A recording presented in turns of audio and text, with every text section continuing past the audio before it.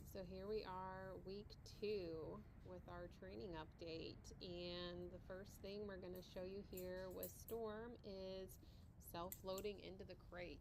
So she is doing really, really well at this. Teaching her that target marking with the box has helped. Plus, she is sleeping in her crate each night and does get put in there from time to time if I'm going to be gone. So she's pretty comfortable in the crate, but teaching her to self-load is really, really handy and also kind of helps proof that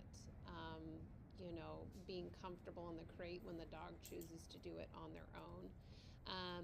So what you can see here is I'm moving around the crate while the door is open. So she does have the choice to leave and exit the crate. And I think in a little bit here she does leave.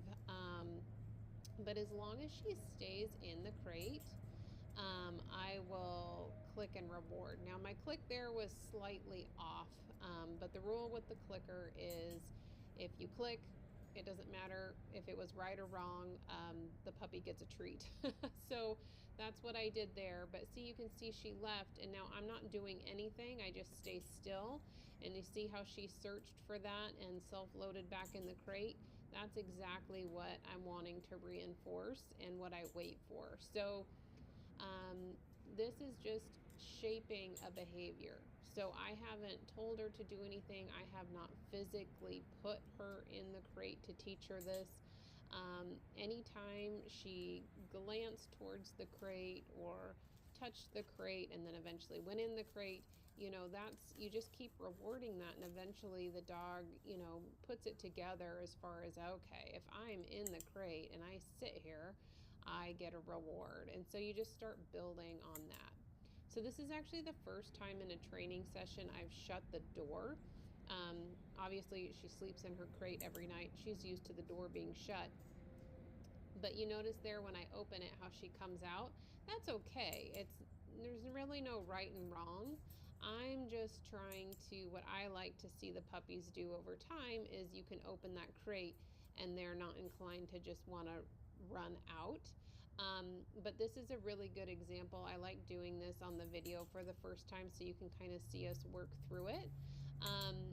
So again, there's no right and wrong. I'm not telling the puppy to do anything. I'm not luring the puppy. I am just going to reward the behavior I like and ignore the behaviors I don't like. So you notice that time when I opened it, she stayed in. My clicker timing was on point. Look at her, she wants to run back in there. And so I decided to end it on that. That was the first time we tried to do that and she caught on. So always trying to quit while you're ahead. So now I put the crate away and we're going right into showing you where she's at with stay.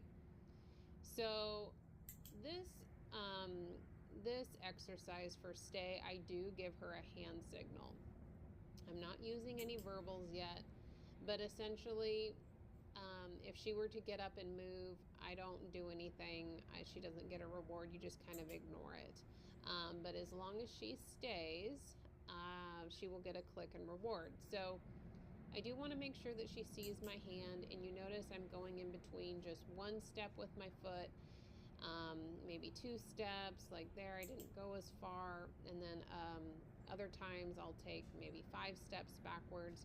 So I'm constantly kind of varying it a little bit just to keep her interested, and giving her plenty of opportunities for reward. So I don't have to take 5 steps back every single time. I can tell her to stay and just move a foot and then reward her for that.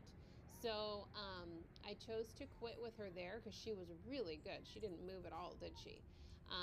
And so always trying to just release them from that position, before they decide to release themselves is what I'm aiming for. But you notice now when I bring her back, she's a little less focused. So you just have to pick back up and just adjust the training session for the puppy. And again, this is a lot. When I do these videos, like I would just work on the crate, that first session with the crate, that would have been it. But for the video, I do kind of run through a bunch of stuff all in one session, and you know, they can do it, but it is a lot on their patience. And also training works pretty well, you know, when they're hungry. And so at this point, she's kind of already got a belly full of treats and a little bit of breakfast in there. So, like, see there, she broke her stay, and that's okay. So I'm just trying to bring her back over to the relative position she was in. I'm gonna ask her to sit, and then I'll just find a new starting point. And sometimes, so I'm not going to try too hard to get, you just got to let her get her sniffs out. So I probably drop some treat crumbs, and she's smelling it and she's getting them, and I'll just let her sniff around for a minute until she feels kind of satisfied, and then we continue on. But with stay, there's kind of two pieces to it. Right now she's working on distance. So, you know, how will she stay? And see there, I just did 1 foot just to make it successful for her, because I took 5 steps last time, or about 5 steps, and she broke the stay. And you can see even just sitting, she's having a hard time. But again, this is a really long training session. She's actually doing really well. So I decided to just put her in a down, just do something a little different and see if I can regain her attention here. But what I was saying is we're working on distance. So, you know, will she stay in relation to how far I move away from her? Once she gets really pretty consistent with distance, then we can start adding in duration. So how long will she hold a stay? Right now, we're not really working on duration. You notice I'm very quick to click and give her a treat, because we're not working on duration yet. We're just working on distance. But she's doing really, really, really well for just a little itty bitty puppy. So that's pretty cool. You can see, look how spunky she is. She loves her training sessions. She just thinks it's a blast. She's super eager to learn. I mean, super food motivated. So I decided just to try a little bit of the standing exercise again. And honestly, I haven't done much with this since the last video. You know, within a week's time, there's only so much you can work on. And, you know, this isn't really an essential exercise by any means, but it is just something different and challenges them in a little bit different way. So from time to time, if I feel like I've got enough puppy left in a training session, I might, you know, kind of chip away at this a little bit, kind of like I'm doing today. And also just to give you a little more look at her and you know, how she's doing. But what is cool about this little segment here is you can see, so ideally I want her feet to stand still. We're still just getting milliseconds. But if you just hang in there and keep rewarding those little milliseconds, what's really cool is you'll see right at the very end here, she holds it for the longest she has ever held it. And that's what we're looking for. That's the foundation piece. So there, it was a little better. There, that was pretty good.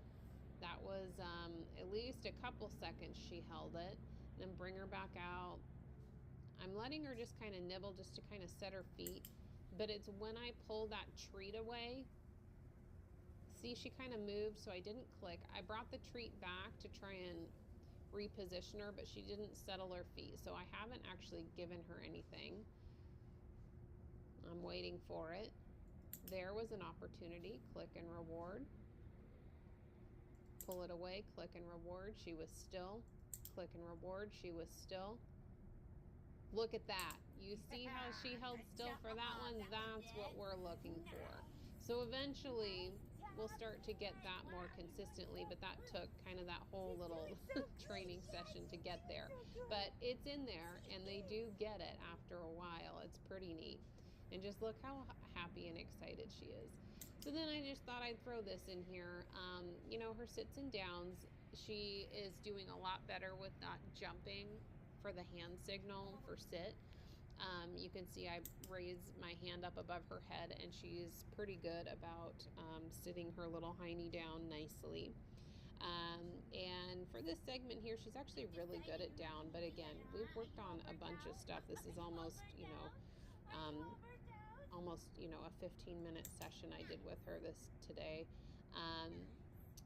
But again, just doing the things that she's successful at. So she's kind of struggled with the down, so I'll do a few more sits and then try the down again, and there she nailed it. So just maybe more, examples for you, just to remind yourself, you have to work with the puppy that you have. Like, even though I know she's really solid in her sits and downs, depending on external factors and stimuli, and just her mental capacity for that training session in its entirety, we might have to go back a step or just adjust the training session slightly to make it successful.